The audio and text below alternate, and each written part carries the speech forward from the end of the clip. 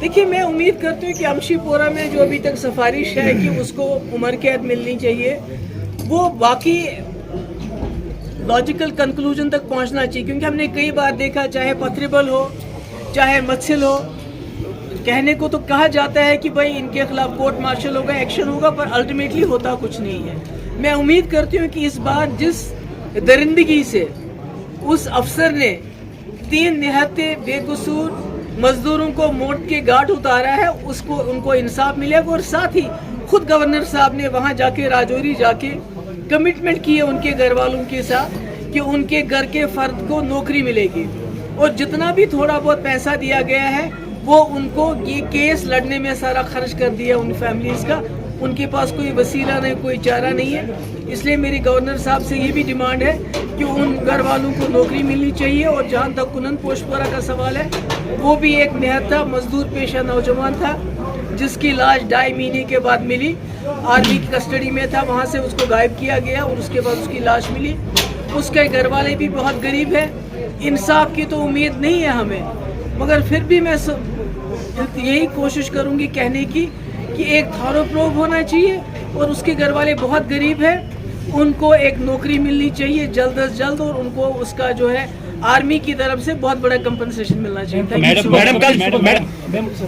एप्टेक जैसी बदनाम black listed company को यहाँ के नौजवानों के मुस्तकबिल के साथ खिलवाड़ करने के लिए यहाँ लाया।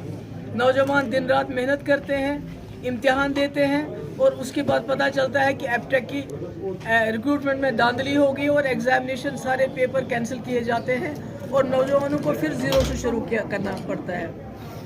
एक तरफ से सरकार लोगों को नौकरियों से बाहर निकाल रही है, नौकरियां दे नहीं रही है बल्कि लोगों को नौकरियों से निकाल रही है। दूसरी तरफ से जितनी भी थोड़ी बहुत नौकरियां हैं उसमें एप्टेक जैसी ब्लैक लिस्टेड कंपनी को सामने लाया गया है, जिसकी वजह से यहाँ के नौजवानों का मुस्तकबिल जो है दिन ब दिन अंधेरे में धकेला जा रहा है। अमशीपोरा की अगर बात करें, आपकी नहीं पहली जो है उसने डिलीट करके बोला था कि उसमें थारो प्रोब होना चाहिए।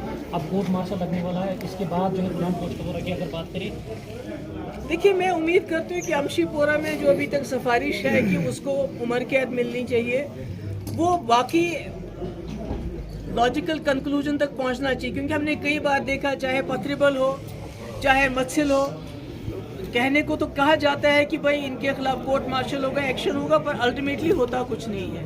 मैं उम्मीद करती हूँ कि इस बार जिस दरिंदगी से उस अफसर ने 3 निहत्ते बेकसूर मजदूरों को मौत के घाट उतारा है, उसको उनको इंसाफ मिलेगा। और साथ ही खुद गवर्नर साहब ने वहाँ जाके राजौरी जाके कमिटमेंट की है उनके घर वालों के साथ कि उनके घर के फर्द को नौकरी मिलेगी।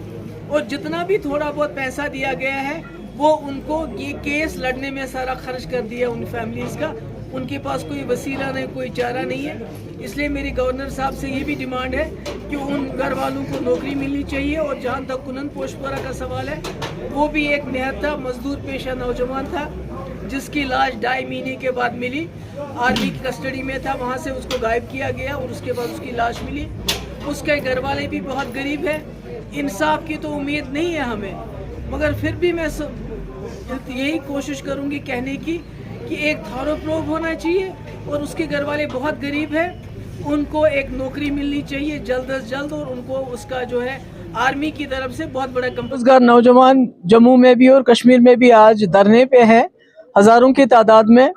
उन पे लाठीचार्ज हुआ है, जिसकी मैं कड़े लफ्जों में मजम्मत करती हूँ कि उनका ये कसूर है कि वो बीजेपी सरकार से सवाल करना चाहते हैं, उनसे कहना चाहते हैं, उनसे पूछना चाहते हैं क्या वजह कि उनके मुस्तकबिल के साथ क्यों खिलवाड़ किया जा रहा है।